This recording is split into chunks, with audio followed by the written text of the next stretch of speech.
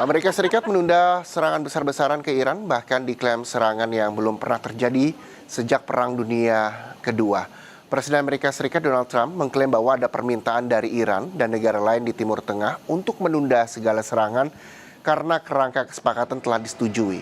Hal itu disampaikan dalam unggahan di Truth Social pribadi Donald Trump, yang ia bahkan juga menyebut bahwa Israel turut dalam kesepakatan itu.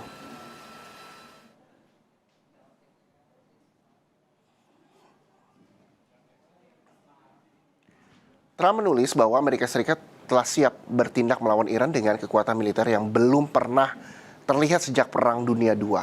Meskipun demikian, kami baru saja diminta oleh Iran serta negara-negara Timur Tengah lainnya untuk menunda segala serangan. Ini mencakup pembukaan Selat Hormuz secara segera, sepenuhnya, dan total. Demi kepentingan dunia, saya setuju untuk membatalkan serangan.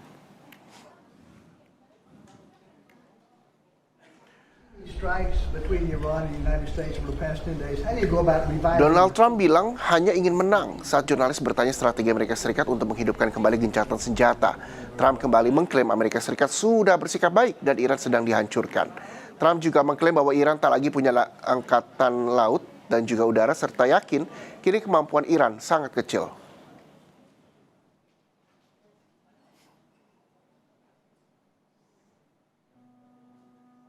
We just want to win. We don't want to have them. It's very simple. They cannot have a nuclear weapon. Iran will not have a nuclear weapon, and they can't have a nuclear weapon. If they did, the Middle East would have been wiped out by now. Para analis mengatakan bahwa perang Amerika Serikat-Iran berada pada titik kritis dengan potensi eskalasi lebih lanjut seiring pola serangan bolak-balik kembali berlanjut dan harapan untuk berakhirnya konflik. From the Iranian point of view and perspective, as much as they can enlarge the war in terms of the compass, in terms of the geographical areas that the war is taking place into it, is actually going to be a leverage for them.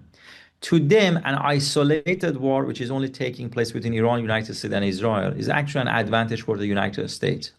But a war that has a regional-wide effects is an advantage for Iran, because it triggers the fear of the spread of the chaos, the fear of the instability in both security-wise and energy-wise. Saudara, Presiden Amerika Serikat Donald Trump mengumumkan bahwa Amerika Serikat dan Israel membatalkan serangan besar-besaran ke Iran. Langkah Trump ini pun dipertanyakan. Apakah hal tersebut memang jadi bagian dari strategi Amerika Serikat?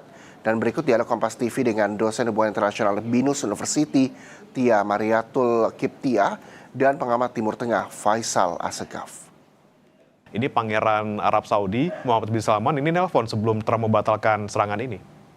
Ya, kali ini saya harus menyatakan bahwa ini bukan bagian daripada strategi Amerika Serikat, Mas Bray. Ini adalah kemenangan diplomasi dari negara-negara Teluk. Karena bayangkan, Mas Bray, kalau betul-betul terjadi Amerika Serikat membombardir Iran, apa yang akan dilakukan oleh Iran? Biasanya kan begini patternnya, Mas Bray. Kalau misalnya Amerika Serikat menyerang pihak Iran, itu langsung Iran seketika akan melakukan retaliation atau pembalasan kan. Dan yang dibalas oleh Iran itu adalah bukan Amerika Serikat, tapi adalah military basisnya Amerika Serikat yang ada di negara-negara Teluk. Bahkan kemarin menyasar bahkan ke tempat energinya Arab Saudi begitu. Nah, ini memang dilematis untuk negara-negara Teluk. Satu sisi mereka juga ingin misalnya join dengan pihak Amerika Serikat, tapi sisi lain jika itu terjadi itu juga akan mengancam keamanan negara mereka.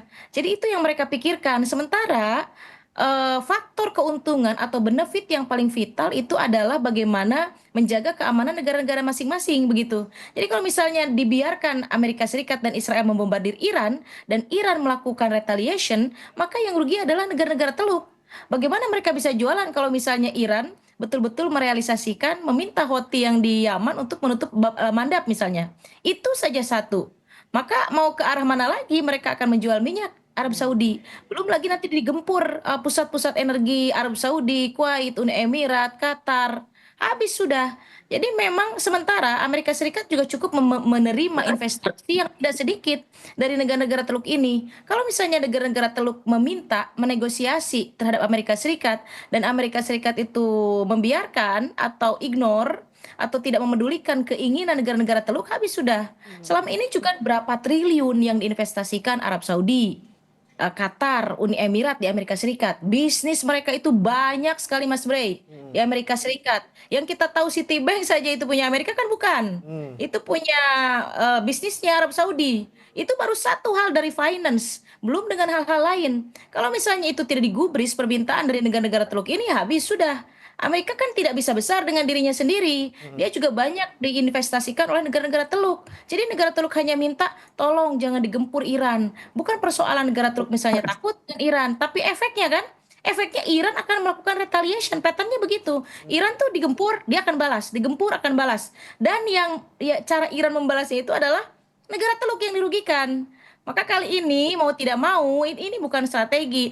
Bahkan Trump menyatakan ini Iran duluan yang minta, kemudian mereka duluan yang minta. Tidak ada itu. Ini bukan merupakan bagian strategi ya.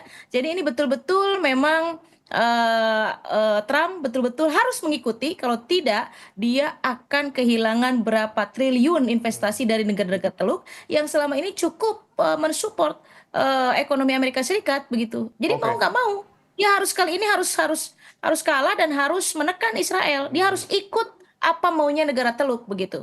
Nah ini dia, Mas Faisal, apakah Anda setuju juga bahwa sekarang Amerika Serikat tidak punya pilihan, kemudian negara Teluk menekan agar jangan sampai serang lagi karena nanti negara Teluk yang rugi juga. Apakah kemudian memang ini alasan Trump sehingga dia membatalkan serangan ke Iran? Ya, saya sepakat juga, tapi juga memang ada alasan ya. Trump juga mengakui dia juga kebingungan, dia juga ya boleh dibilang Trump sudah takut, sudah pengecut, karena ini bukan kali pertama Trump membatalkan serangan. Pada 21 Mei, dia juga membatalkan serangan, ancaman serangannya ke Iran. Waktu itu ancaman serangan besar-besaran untuk memaksa Iran membuka Selat Hormuz. Kemudian pada 1 Juli juga Trump mengancam akan menyerang untuk menjadikan Iran kembali ke zaman batu. 7 April juga untuk menghancurkan semua peradaban di Iran.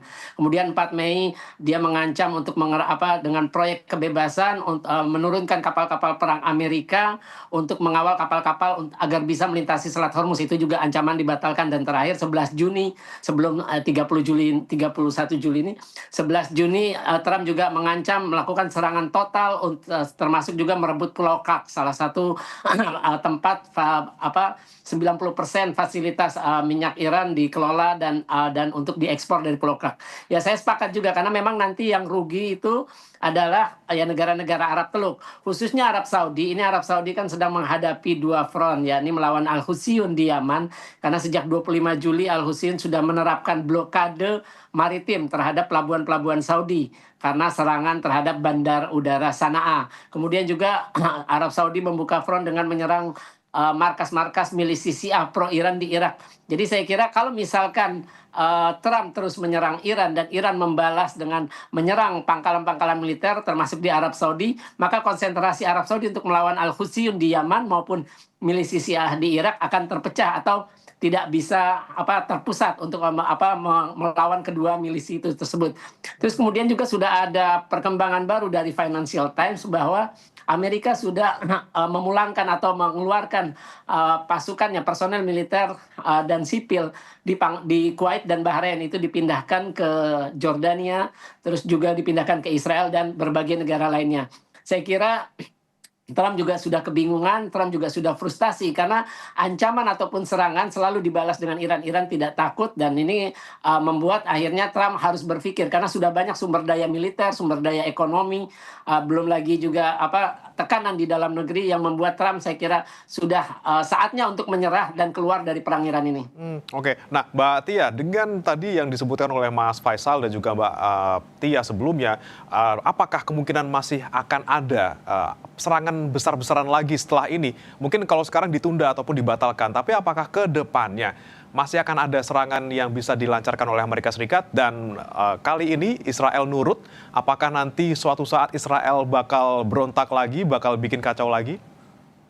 Hanya kali ini, Mas Bray. Jadi saya beberapa kali menyatakan di berbagai media bahwa ini tidak akan permanen. Sekali lagi ini tidak akan permanen.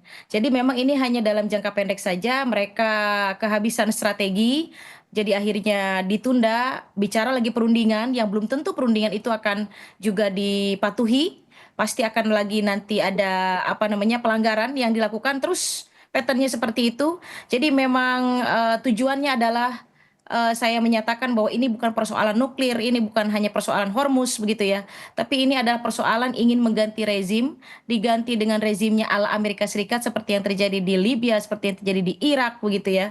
Jadi seperti yang terjadi di Suriah, begitu Assad tumbang sekarang digantikan oleh pemimpin dari Sunni yang malah sebenarnya adalah mantan pemimpin ISIS begitu ya. Tapi ketika sekarang join dengan pihak Amerika Serikat dan Israel itu baik-baik saja, konflik semuanya selesai. Jadi kalau mau konflik ini selesai, rejim diganti, kemudian diganti oleh pemerintahan yang di-approve oleh Amerika Serikat dan Israel, selesai perang ini. Selama itu tidak terjadi, terus akan dilakukan serangan-serangan dan perang tidak akan selesai secara permanen. Jadi hanya ditunda kembali ke perundingan misalnya berjalan hanya sebentar, terjadi lagi serangan terus seperti itu begitu. Dan ini tentu sangat sangat sangat mengkhawatirkan karena akan mengganggu sistem perekonomian global yang semuanya kita tergantung dari pasokan Timur Tengah, like or dislike. Kenyataannya memang begini. Kawasan itu mungkin tidak memberikan efek secara langsung, terutama ke kawasan Asia Tenggara. Tapi secara tidak langsung kita memang masih sampai hari ini tergantung dengan energi, Mas Bre. Jadi memang luar biasa nanti ini efeknya begitu. Sementara Amerika Serikat lupa, Iran itu beda dengan Irak. Irak itu kan Sunni, diktator Saddam Hussein itu. Iran itu pemimpinnya adalah sistemnya supreme leader, Vilayat al-Faqih, dipimpin solid oleh rakyatnya. Ada oposisi, ada, tapi tidak signifikan. Nah ini permasalahan yang beda, jadi tidak mungkin tumbang. Saya sih sebaiknya ya Trump begitu ya, harus lebih menginvestigasi, melakukan riset lah kalau mau menumbangkan rezim itu. Karena sistem yang dibangun oleh Iran itu berbeda. Jadi sebaiknya mereka memang harus kembali ke perundingan dan nurut sama Israel itu bukan dalam jangka pendek, tapi memang jangka panjang. Karena menghilangkan Iran di kawasan Timur Tengah it's impossible. Nggak mungkin, karena Iran itu letak negaranya juga strategis. Dia mau diserang kena, itu kan bordernya itu negara-negara teluk, negara-negara lain yang memang berafiliasi ke Amerika Serikat. Rugi mereka juga gitu. Jadi sebaiknya memang jalan damai, kembali ke perundingan. Poin apa yang diinginkan oleh Iran, poin apa yang diinginkan oleh Amerika Serikat, itu sudah tidak bisa tawar-menawar. Mau dilanjutkan kayak gimana juga nggak akan selesai. Dan Iran sampai titik darah penghabisan, misalnya ekonominya habis, Trump bilang militernya sudah tidak ada, itu tidak akan menyelesaikan dan tidak akan membuat Iran berhenti. Nah itu permasalahannya. Saya nggak paham ya, Amerika itu tidak investigasi atau bagaimana gitu. Dengan sistem politik Iran, dengan ketangguhan Iran, dengan bagaimana kultur Persia begitu ya. Dengan dia menginvestigasi, meneliti ya, melakukan riset, seharusnya sudah berunding, sudah tidak usah didengarkan Israel itu karena menghilangkan Iran dari peta atau menggulingkan pemerintahannya diganti dengan ala mereka, tidak bisa. Ini bukan Iran, ini bukan Irak, ini bukan Libya, bukan Suriah, begitu ya. Bukan Irak, bukan Libya, bukan Suriah. Yang mudah ditumbangkan karena memang sebagian rakyatnya tidak mendukung. Saddam Hussein kan diktator, dia Sunni, tapi kebanyakan rakyat juga Syiah dan memang tidak suka dengan kediktatoran Saddam Hussein. Berbeda sekali, Mas Bray, kasusnya berbeda begitu. Oke, demografis yang ada di Iran dan juga Irak berbeda, pahamnya juga berbeda, tidak bisa disamakan dan Amerika Serikat harus masuk negosiasi gitu ya Mbak ya, kalau menurut Mbak Tia. Nah, kalau kita bicara soal negosiasi, Mas Faisal, dengan kemudian negosiasi yang kemudian berjalan, kemudian dilanggar, perang lagi, negosiasi lagi, dilanggar, perang lagi. Nah, ini Irannya seperti apa? Masih mau tidak sih untuk negosiasi? Kalau lihat pernyataan dari pemimpin tertinggi Mujtaba Khamenei, ya Iran sih tidak akan lagi percaya dengan Amerika Serikat.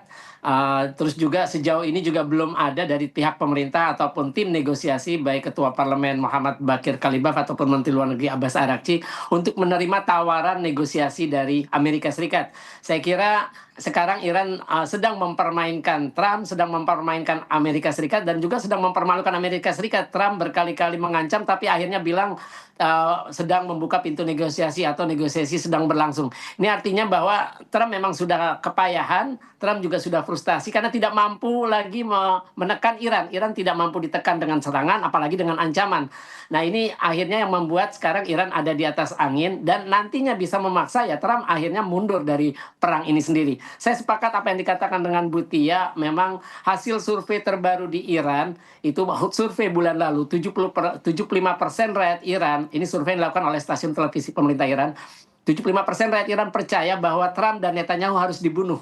Artinya ini dua opsi ini adalah untuk menghentikan intervensi atau permusuhan yang dilakukan oleh kedua negara. Terus kemudian juga 77% ini naik dari survei April. 73,7%, sekarang 77%.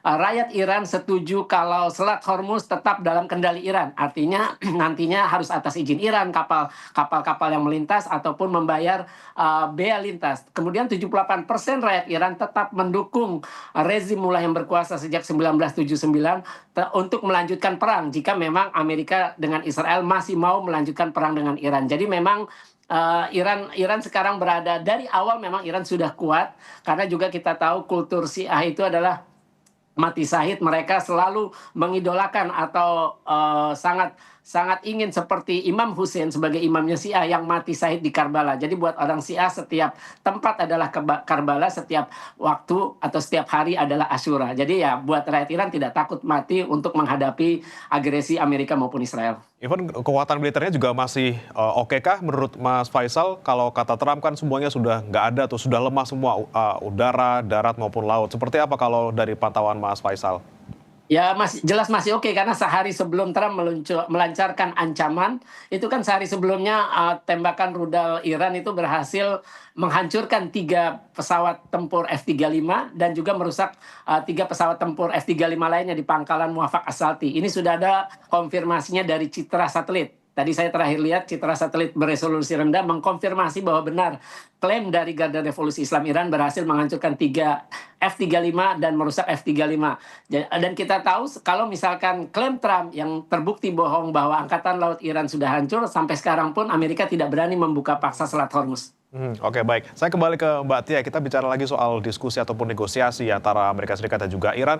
Katanya Trump kan membatalkan serangan ini karena sudah mencapai batas kesepakatan yang disetujui oleh kedua belah pihak. Dibilangnya soal pembukaan total Selat Hormuz dan juga pengakhiran ancaman nuklir Iran. Klaim seperti ini, menurut Mbak Tia seperti apa? Ataukah memang sudah ada poin-poin yang disepakati kedua negara, paling tidak sama seperti yang terjadi di Juni lalu? Ya, ini kan klaim sepihak ya. Karena sudah dikonfirmasi di beberapa international news dari pihak Iran, tidak ada dia meminta duluan untuk kembali ke perundingan. Kalaupun memang terjadi kembali ke perundingan, Mas Bray, itu akan sama. Poinnya akan sama seperti Juni ya, jadi 14 poin, dan 14 poin itu adalah semuanya poin-poinnya menguntungkan pihak Iran. Dari mulai pembukaan Hormuz, nanti Iran tetap yang mengendalikan, kemudian tidak ada fee tentunya, kemudian masuk ke nuklir juga, itu semuanya saya melihatnya poin-poin tersebut itu adalah memberikan keuntungan untuk Iran. Nah, inilah yang membuat Israel itu tidak suka begitu. Makanya kan kembali lagi clash lagi, tiba-tiba ada serangan lagi di Amerika Serikat, kemudian dibalas lagi oleh Iran. Kemudian ternyata agreement yang tidak mengikat itu akan lepas kembali. Terus seperti itu. Makanya saya bilang, Mas Bray, ini tidak bisa permanen. Ini hanya sebentar. Kalaupun mereka kembali ke perundingan dan mediator baru misalnya Qatar lebih agresif daripada Pakistan, tidak akan menyelesaikan. Jadi persoalannya ya sudah, satu-satunya cara adalah Trump nggak usah mendengarkan Tel Aviv. Itu saja. Jadi kembali ke perundingan, kemudian lakukan memang kalau misalnya tidak sepakat dengan 14 poin yang kebanyakan memberikan keuntungan terhadap Iran, ya silakan dirundingkan dalam forum diplomasi tersebut begitu. Sehingga keduanya masing-masing menerima poin yang seimbang misalnya. Kalau selama Amerika Serikat terus mendengarkan bisikan daripada Israel, susah. Ini nggak akan terjadi perdamaian ini. Baru jalan sebentar, terjadi lagi serangan, dibalas lagi, terus seperti itu. Dan mereka terus berharap bahwa Iran akan musnah. Iran tidak akan punya senjata lagi. Iran akan sampai di titik nadir. Nggak bisa. Itu nggak akan pernah terjadi. Itu baru sampai di situ ya. Bagaimana kita bicara mengenai kultur atau sifatnya bahasa Persia memang tidak pernah takluk begitu. Baru sampai pada tahap itu, Mas Bray. Belum kita bicara apa betul itu adalah benar-benar hasil daripada Iran. Saya sih tidak yakin, Mas Bray. Saya tidak bisa mengungkapkan secara detail di publik begitu ya. Betul itu betul-betul adalah instrumen politik dan militer dari Iran. Demikian presisikah? Kita tidak tahu seberapa besar dukungan Rusia dan Cina di balik itu. Bagaimana dengan informasi intelijennya, bagaimana dengan informasi satelitnya, berapa rakitan yang dikirim misalnya, kita tidak tahu. Di permukaan mereka diam, tapi mereka juga mempunyai kepentingan yang besar terhadap Iran. Bagaimana Iran itu merupakan negara terakhir yang tidak boleh musnah seperti halnya rejim Assad di Suriah, seperti aliansi mereka di Timur Tengah. Kalau Iran tidak ada, sama juga dengan menghantam mereka begitu. Balance of power-nya di mana? Tidak ada. Iran itu satu-satunya negara di Timur Tengah yang menciptakan keseimbangan bagaimana Amerika Serikat tidak bisa lagi menguasai Timur Tengah secara keseluruhan. Bagaimana mengcounter hegemoni Amerika Serikat di Timur Tengah. Satu-satunya. Mas Bray, bayangkan kalau Iran tidak ada di kawasan Timur Tengah, apa yang akan terjadi dengan tatanan global ini? Hancur sudah. Karena apa? Keseimbangan itu perlu dalam tataran studi HI. Tidak bisa. Balance of power itu satu teori di HI yang menyatakan bahwa keseimbangan kekuasaan dalam dua aliansi besar itu akan menciptakan perdamaian. Jadi memang harus ada. Kalau tidak, tatanan global hancur. Kalau Iran hancur, hancur semua. Dan ini juga yang dipahami oleh NATO. Makanya kan tidak ada yang pro terhadap Amerika Serikat. Dia berjuang sendirian. Jadi jagoannya dia itu sekarang kita tahu kapasitasnya. Oh, segitu kalau tidak dibantuin NATO, kalau tidak dibantuin Uni Eropa misalnya. Karena apa? Mereka paham sekali ini berbahaya begitu.